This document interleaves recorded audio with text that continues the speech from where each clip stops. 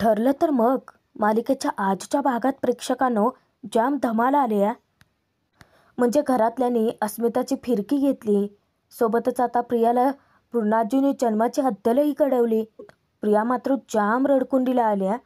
आणि त्यातच सायलीची तर आता पूर्ण खात्रीच पटली आहे तिच्या त्या खोट्या आईबापाबद्दल. आणि नेमकं अर्जुन सायलीच्या वादामध्येच चैतन्याचा बळी जातोय. त्यातच सदाशिवला पोलिसांनी अरेस्ट केलंय. आणि दुसरी गोष्ट घडली आहे की अचानकच मध्यरात्री साक्षीचा फोन येता क्षणी साक्षीसोबत बोलताना नेमकं अर्जुनने सचिनला पकडले. आणि आता खऱ्या तन्वीचं सत्य बाहेर पडण्याचीही वेळ आली. कारण तन्वीचा वाढदिवस असतो त्या दिवशी अशा काही गोष्टी घडतायत ना की अर्जुनची आता खात्री पटते की सायली बहुतेक किल्लेदारांचीच मुलगी असावी, म्हणजेच खरी तन्वी. पण हे सगळं नक्की घडतंय तरी कसं ते बघूयात ना आजच्या भागात. त्यासाठी व्हिडिओ शेवटपर्यंत नक्की बघा. आणि हो प्रेक्षकांनो, आपल्या व्हिडिओला हाईप पॉईंट द्या आणि भाग कसा वाटतो ते कमेंट करून कळवा. मैनावती सदाशिवने खोटा पत्ता दिल्याचं सायली अर्जुनच्या तर लक्षात येतं, पण त्यांनी असं का केलं असावं ते मात्र त्यांना उमगत नाही. सर्वच जण कॉफीची आतुरतेने घरी वाट पाहत असतात. इतक्यातच अस्मिता कॉफी घेऊन येते. सचिन म्हणतो की आली कॉफी. मग काय, प्रताप मुद्दामच अस्मिताला चिडवतो की बघा 25-30 वर्षात पहिल्यांदा मिळणारी स्पेशल कॉफी आहे. सचिनला तो सांगतो की बघा सचिन, अरे अमृतसुद्धा लवकर मिळत असेल. तेव्हा अस्मिता म्हणते की डॅड, आज तुम्ही कितीही मला काहीही बोललात ना तरी मी अजिबातच मनाला लावून नाही घेणार आहे. इतक्यातच नेमका सचिनला साक्षीचा फोन येतो. तो पटकन कॉल कट करतो आणि मोबाईल पालथा ठेवतो. कारण स्क्रीनवरती साक्षीचा फोटो येतो. आता साक्षीला मोठा धक्का बसतो की फोन कट केला. सचिनने एकदा फोन नाही उचलला म्हणून साक्षी सतत फोन ट्राय करत असते. सचिन आता सगळ्यांसमोर आहे म्हणून घाबरतो आणि तो सतत कॉल कट करतो. पण साक्षीही हट्टाला पेटते. तीही काही गप्प बसत नाही. विचार करते की काय झालं याला आज नक्की. मेसेजेसला रिप्लाय देत नाही आहे, कॉल रिसीव करत नाही आहे. आणि आता तर सचिन चक्क फोन बंदच करून ठेवतो. आता तर साक्षी जास्तच हादरते. फोन स्विच ऑफ येतोय. महिपत तिला विचारतो की काय झालं समीरा मॅडम. तो दीक्षित फोन उचलत नाही वाटतं. अस्मिता सचिनला विचारते की अरे असं काय करतोयस आणि कोण तुला कॉल करतंय. त्यावर लगेच सचिन म्हणतो की बघताय ना डॅड, जिच्यासाठी मी सगळी कामं बाजूला ठेवलीत, इम्पॉर्टंट कॉल घेत सुद्धा नाही आहे आणि ती मला सांगते की कॉल घे. काय आहे हे. त्यावर अस्मिता म्हणते की सचिन, मी काय तुला कॉल कट करायला सांगितलं नव्हता. सचिन मुद्दामच अस्मिताला घाबरवतो की बघ, आता जर मी कॉल घेतला आणि जर मला मीटिंगला जावं लागलं तर मग बघा मी कधी येईन मला सांगता नाही येणार. चालणार आहे का तुला. अस्मिता म्हणते की नाही नाही नाही, मग तर तू फोनच उचलू नकोस. तिकडे साक्षी महिपतला कारण देते, बिझी असेल ना तो, त्यामुळे कदाचित फोन उचलत नसेल. माणूस बिझी असू शकतो ना, कदाचित वेळ मिळत नसेल त्याला फोन उचलायला किंवा मेसेजेसचे रिप्लाय द्यायला. ती महिपतपासून जरा लांब लांबच पळण्याचा प्रयत्न करते. कारण महिपत असले डोळे वाटारून पाहत असतो ना तिला. इकडे कल्पना विचारते की अस्मिता, तू काय आता सचिनला दोरीने बांधून ठेवणार आहेस की काय. तेव्हा अस्मिता म्हणते की नाही हा मम्मा, असं नाही आहे, परंतु याने मीटिंगला अजिबात नाही जायचं. त्यावर सचिन म्हणतो की अस्मी, अगं मी नाहीच जाणार आहे मीटिंगला. इतक्यातच प्रिया कपडे धुवून घरात येते. पूर्णाची सगळ्यांनाच सांगते की अस्मिता, कल्पना, प्रताप, हा बघा आणखीन एक चमत्कार. आज चक्क आपल्या तन्वीने कपडे धुतलेत. तेव्हा प्रताप, कल्पना भुवया उंचावतात. पूर्णाची विचारते की पण कपडे तू घरात का घेऊन आली आहेस. प्रिया विचारते की मग कुठे न्यायचे आहेत. किती मूर्खासारखं वागते ना प्रिया. साधा सरळ सोपा प्रश्न आहे, लगेचच उमगायला हवा आहे. इथं जो कोणा नको तिथे जास्तच चालतं. पूर्णाची सांगते की अगं कपडे धुतल्यानंतर ते बाहेर वाळत घालायचे असतात. जा ते कपडे बाहेर वाळत घाल. आणि हो, एक गोष्ट लक्षात ठेव, कपडे वाळत घालता घालता ते मातीत नको पाडूच. काय आहे, असं जर केलं ना तू, परत तेच कपडे तुलाच धुवायला लागतील. प्रिया म्हणते की नाही नाही. आणि हो तन्वी, कपडे वाळत घालताना ना ते झटकून वाळत घालावेत, म्हणजे काय त्याच्यावरती सुरकुत्या पडत नाहीत. आता प्रियाच्या सगळं लक्षात येतं, पण तिची अवस्था बघा प्रेक्षकांनो, जाम रडकुंडीला आली आहे ती. प्रिया तर तेथून निघून जाते. तिच्यावरती अक्षरशः सचिनला सुद्धा हसू येतं. आता प्रिया जाता क्षणी प्रताप पूर्णाजीचं कौतुकच करतो. पूर्णाई, हे जे काही केलंस ना तू, अगदी उत्तम केलंस. सचिन फोन उचलत नसल्याने इकडे साक्षी मात्र खूपच पॅनिक होते. हा फोन का उचलत नाही आहे? सततचं आपलं तेच तुंतुनं चालू. तेव्हा महिपत म्हणतो की इकडे तू अस्वस्थ आहे आणि त्याला तुझी तर काहीच पडलेली नाही आहे, बघू का मी? तेव्हा साक्षी घाबरते आणि सांगते की अण्णा, इतकंही लगेच टोकाला जायची गरज नाही आहे. आणि हो, तसाही माणूस बिझी असू शकतो. महिपत साक्षीला शब्दात पकडत विचारतो की मी मगाशी विचारल्यावर तू मला म्हणालीस की तो काय तुझा बॉयफ्रेंड नाही आहे. मग आता तुला तो इतका महत्त्वाचा वाटायला लागला? हे पण काही तेवढंच खरं आहे. तेव्हा साक्षी सांगते की अण्णा, असं काहीच नाही आहे. गेले कित्येक वर्ष साक्षीची जी काही फरफट झाली आहे ना, निदान समीराला तरी आता तिचं आयुष्य शांत सुखाने जगता यावं, आणि त्यासाठी मला सचिनच परफेक्ट वाटतोय. महिपत कितीही गुंड मवाली असला तरी तो एक बाप आहे, आणि बापाच्या मायेनेच तो साक्षीला एक सल्ला देतो. कसं आहे साक्षी, तू लहान राहिलेली नाही आहेस, त्यामुळे माणसं ओळखायला चूक करू नकोस. तेव्हा साक्षीलाही कळून चुकतं की त्यांना तिची काळजी आहे. साक्षी सांगते की डोंट वरी अण्णा, यावेळेस मी ती चुकाची बात नाही करणार. साक्षी, तू ऑलरेडी माती खाल्ली आहे सगळं, तीही सचिनच्याच बाबतीत. महिपत विचारतो की मग आता समजा ओकेच की? साक्षी म्हणते की डोंट वरी अण्णा, आणखीनही काही गोष्टी माझ्या मनात आहेत आणि त्या लवकरच करायच्यात. महिपत विचारतो की कुठल्या? साक्षी सांगते की वेळ आल्यानंतर सांगेनच. तेव्हा महिपत म्हणतो की अच्छा, म्हणजे मी आता कितीदाही तुला विचारलं तरी तू काय सांगणार नाही आहे? एवढं कळतं तर विचारतोस कशाला मग? महिपत म्हणतो की तुझ्या त्या दीक्षितचं आज मला भेटणं काही नशिबात नव्हतंच म्हणायचं, आणि तो निरोप घेऊन निघून जातो. आता सायली आणि अर्जुन दोघेही गोंधळलेले असतात. विचार काही जाता जात नाहीत. सायली विचार करते की चुकीचा पत्ता त्याने का दिला असावा, आणि अर्जुनला एका गोष्टीची मात्र खात्री पटते की मैनावती आणि सदाशिव दोघेही ठरवून खोटे बोलतायत. सायली विचार करते की पण ते तिच्याशी खोटं का वागतायत, त्यामागचं कारण काय असेल?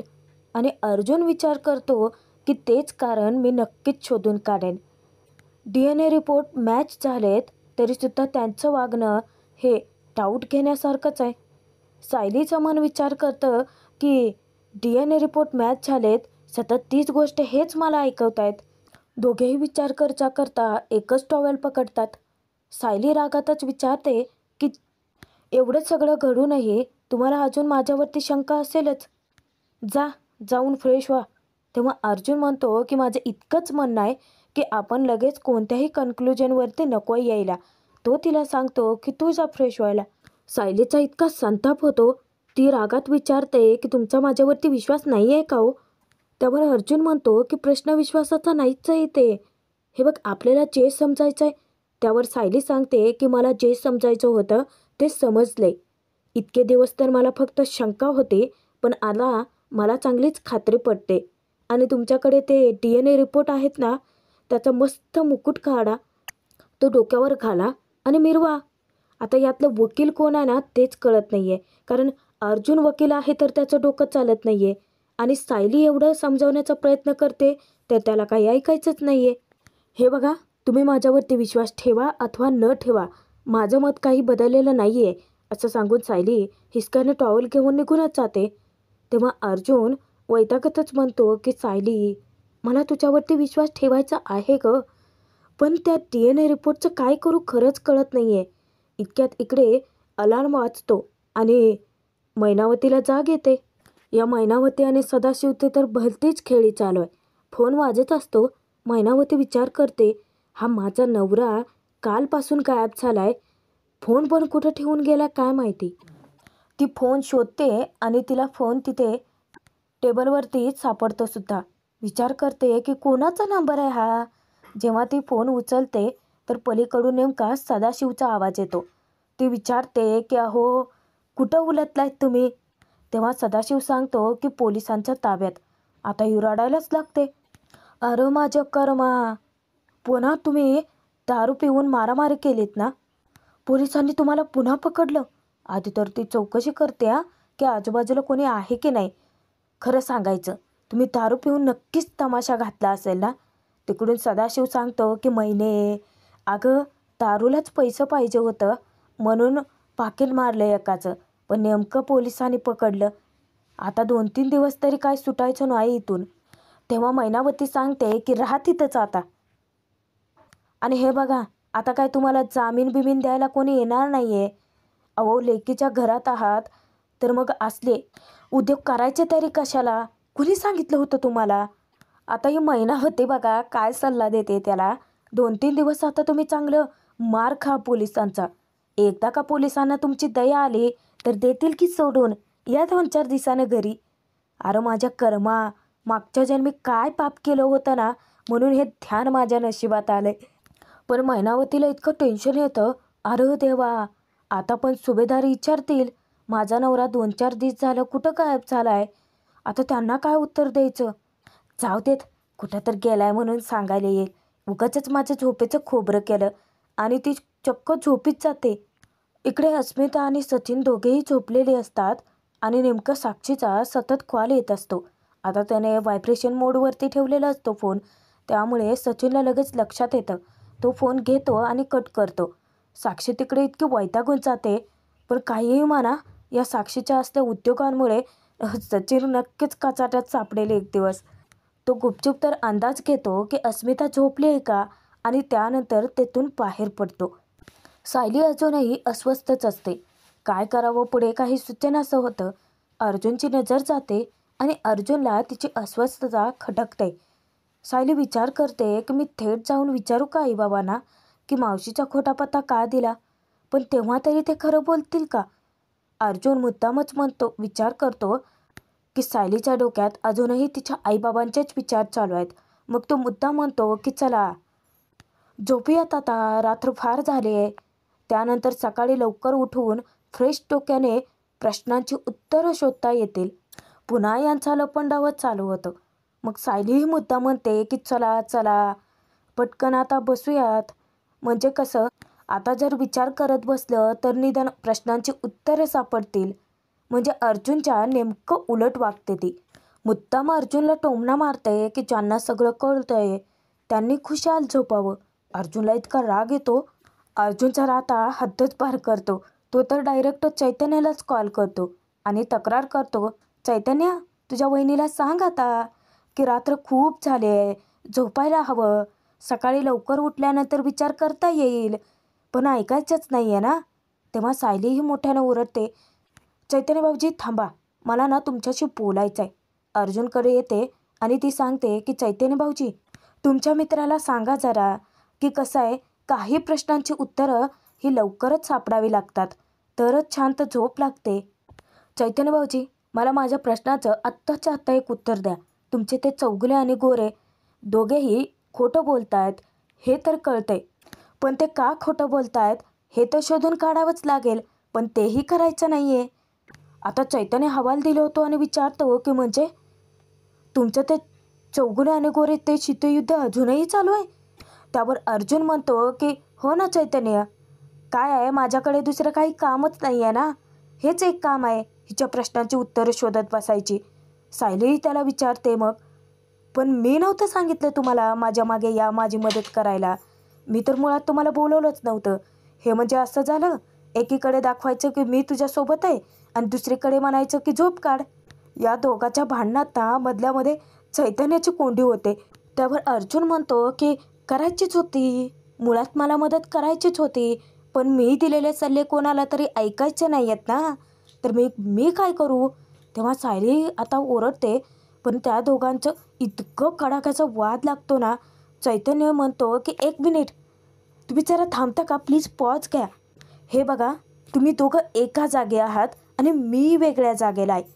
तुम्हा दोघांना एक वकिली सल्ला देतो फ्री ऑफ कॉस्ट. तुम्ही दोघांना आपापसातलं काय ते मिटवून घ्या आणि जे बोलायचं आहे ते एकमेकांसोबत बोला. बाकी जगात कोणाला जरी झोपायचं नसेल ना तरी मला झोपायचं आहे आणि पुन्हा मला अजिबात त्रास देऊ नका असं सांगून तो आता तर कॉलच कट करतो. सायली अर्जुनकडे रागात बघत म्हणते की ज्याला ऐकायचंच नाही आहे त्याच्याशी बोलून तरी काय फायदा, त्यापेक्षा झोपलेलंच बरं. आता ते निमूटपणे झोपायला जाते. पण अर्जुनचा इतका संताप होतो. हां, मगाचपासून तेच तर सांगतोय ना मी, पण कुणाला माझं ऐकायचंच नाही आहे. मी तेच म्हणत होतो की आता झोपूयात आपण, त्यानंतर उद्याच्याला सकाळी शांत डोक्याने आपण विचार करूयात, प्रश्नांची उत्तरं सापडतील. पण नवऱ्याचं ऐकायचंच नाही आहे ना. त्याचं लक्ष जातं आणि विचार करतो की झोपली झोपली पण ही. तो जाऊन ते डोकावून पाहतो. झोपली, वा, लगेच झोप पण लागली हिला. आता तिथलं पाणी संपलेलं असतं म्हणून अर्जुन स्वतःच पाणी आणण्यासाठी खालती येतो आणि नेमकं इकडून सचिनही बाहेर पडतो. कारण सचिनला सतत साक्षीचे फोन येत आहेत. सचिन एकदाच कॉल घेतो बाबा साक्षीचा. तेव्हा साक्षी त्याच्यावरती इतकी चिडचिड करते की अरे कुठेस तू, केव्हापासून मी कॉल करण्याचा प्रयत्न करते, अरे तू कॉल रिसीव करत नाही, निदान मेसेज तरी करायचा ना. त्यावर सचिन सांगतो की हे बघ सॅम, मी इंडियात आलो आहे म्हणजे मला काहीच कामं नाही आहेत असं तर नाही आहे ना. तेव्हा साक्षी सांगते की हो कळतं आहे मला, अरे पण जेव्हा मी तुला कॉल करेन किंवा साधा मेसेज करेन तर समोरच्या बाजूला तू असायला हवायस ना. जर तू माझ्या समोरच्या बाजूला नसशील, मला काही तुझ्याकडून उत्तर मिळतच नसेल तर काय फायदा याचा. आता ते किती पॅनिक झाले हे मात्र सचिनला चांगलंच लक्षात येतं. हा सचिन पण साक्षीचा वरचढ आहे. म्हणजे साक्षीने कसं चैतन्याला जाळ्यात अडकवून वेळोवेळी मूर्खात काढले ना, तसा आता हा सचिन साक्षीसोबत खेळतोय. अगं सॅम, मी ना माझ्या मित्रांसोबत डिनर डेटला गेलो होतो. म्हणजे आमची पर्सनली मित्रांचीच होती आणि आमच्यात ठरलं होतं की जर कोणी पहिल्यांदा फोन उचलला तर मग त्याला बिल पे करावं लागेल. असं असताना मी फोन रिसीव करू शकणार होतो का. साक्षी वैतागतच सांगते की काही नाही रे, अण्णा आले होते तुला भेटायला. तोचपर्यंत अर्जुन किचनमध्ये येतो. तो मगमध्ये पाणी भरतो आणि जाणारच असतो. इतक्यात लक्ष त्याचं समोर जातं आणि दरवाजा त्याला उघडा दिसतो. आता सचिन साक्षीला लाडीगोडी लावतो. तो सांगतो की तुला माहिती आहे सॅम, आज ना डिनर टेबलवरती मी माझ्या मित्रांसोबत फक्त तुझ्याबद्दलच बोलत होतो आणि त्यांनासुद्धा तुला भेटायचं आहे बरं का. साक्षी चक्क लाजते. ती म्हणते की चल उगाच खोटं बोलू नकोस. तेव्हा सचिन म्हणतो की अगं नाही, आणि काय आहे, मी खूप वर्षानंतर भारतात परतलो आहे ना, त्यामुळे खूप सारे रिलेटिव्ज माझे मित्र आहेत ज्यांना मला भेटायचं आहे. सतत मला कॉल्स करतायत ग. तेव्हा साक्षी विचारते की मला सांग की मी काहीच नसताना जास्त पॉझिटिव्ह तर होत नाही आहे ना. तेव्हा सचिन सांगतो की हो, खूपच पॉझिटिव्ह होतेस तू, पण मला आवडतंय. तेव्हा साक्षी पुन्हा लाजते. सचिन सांगतो की बरं चल, खूप उशीर झालाय, मला जाऊन झोपावं तर लागेलच ना. आणि जेव्हा तो फोन कट करून मागे वळतो, समोरच अर्जुन उभा असतो. अर्जुन विचारतो की अरे इतक्या रात्री इथे काय करतोयस. तेव्हा सांगतो सचिन, शेवटी हा थापाच मारणार. अर्जुनला उल्लू बनवतो तो. अरे वर्क कॉल आहेत ना, खरं तर माझे कॉल जास्ती तर रात्रीच असतात, ईवेस्ट टायमिंग. अर्जुन विचारतो की अरे मग रूममध्येच बोलायचं, बाहेर कशासाठी आलायस. सचिन सांगतो की अस्मी, जर मी कॉल घेतला असता तिला जाग आली असती तर चिडली असती ना माझ्यावरती, म्हणून बाहेर आलो. बरं चल, मी जाऊन झोपतो आता. काय आहे, परत जर का तिने मला बघितलं, म्हणजे तिथे जर का मी तिला नाही दिसलो तर मग खूप रागवेल ती माझ्यावरती. अर्जुन लगेच काय म्हणतो बघा की नाही नाही नाही नाही, तू तर आधी जा, सगळ्या गोष्टी एका बाजूला आणि बायकोचा राग एका बाजूला. अर्जुन त्याला सांगतो की नाही नाही नाही, जा, जाऊन झोपचं जा. आता सचिन जातो आणि याच्या पुन्हा लक्षात येतं की याचीही बायको याच्यावर चिडले. नेमकं मध्यरात्री अचानकच सायलीला तिचा भूतकाळ आठवायला लागतो. कारण खऱ्या तन्वीच्या वाढदिवसाची तारीख जवळ आलेली असते ना. नेमका तोच दिवस. छोट्या तन्वीचा वाढदिवस प्रतिमा रविराज एकत्रित साजरा करताय, तेही बरोबर 12 वाजता. छोटी तन्वी केक कट करते आणि ती प्रतिमाला भरवते. प्रतिमाचा हात धरून ती रविराजांना म्हणजे तिच्या बाबांना सुद्धा भरवते. ते सगळं अचानकच सायलीला दृश्य डोळ्यांसमोर उभं राहतं. इकडे सायली किंचाळत उठते आणि तिकडे प्रतिमा. रविराज घाबरून उठतात आणि विचारतात की प्रतिमा काय झालं? अगं किती घाम फुटलाय तुला? वाईट स्वप्न बघितलं का तू? इकडे अर्जुनही घाबरतो. सायली काय झालं? तेव्हा सायली सांगते की स्वप्न पडलं. स्वप्नात माझे आई बाबा. पुढे हा काही ऐकूनच घेत नाही. तो म्हणतो की सायली, म्हणूनच तर सांगतोय ना की सतत एकच विचार करत जाऊ नकोस. बघ तेच विचार नेमकं तुला झोपेतही येत आहेत. सायली सांगण्याचा प्रयत्न करते की नाही, ते स्वप्न तसं नव्हतं. माझे आई बाबा. पुढे अर्जुन म्हणतो की हा टॉपिक आपण इथेच बंद करूयात का?